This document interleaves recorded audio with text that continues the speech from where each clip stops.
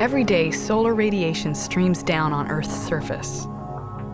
As the land and the oceans warm, they radiate some of their heat back out into the atmosphere.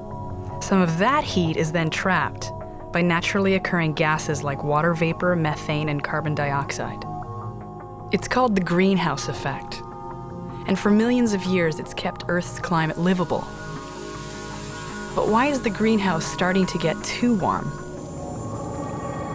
The answer is that the sun which warms the greenhouse also fuels a process that cycles carbon from the atmosphere and stores it underground.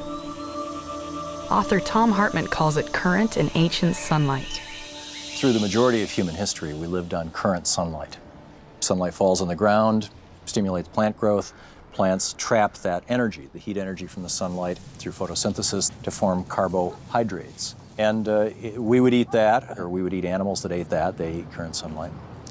And then, more or less largely about 1,000 years ago, in some parts of the world, we started using sunlight that had been trapped in the earth hundreds of thousands to millions of years ago, primarily coal. And that was the beginning of the use of ancient sunlight, sunlight that had been trapped by plants a long time ago and buried in the earth. Now we're liberating that carbon into the air as we burn this ancient sunlight, as we burn these fossils. And we're moving in the direction of returning the atmosphere toward the way it was before the dinosaurs.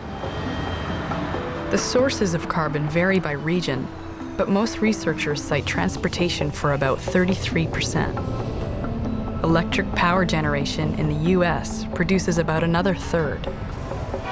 While heating our homes, manufacturing, making cement, agriculture, and clearing forests account for the rest. The result is that the concentrations of CO2, which remain in the atmosphere for 100 years, have increased from 280 parts per million during the Industrial Revolution to 370 today, and it may climb to 500 within our lifetimes.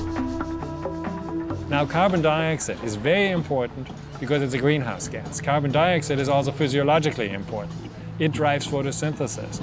It controls your blood chemistry. And you are saying we are going to change this by a factor of 2 and we don't expect any consequences?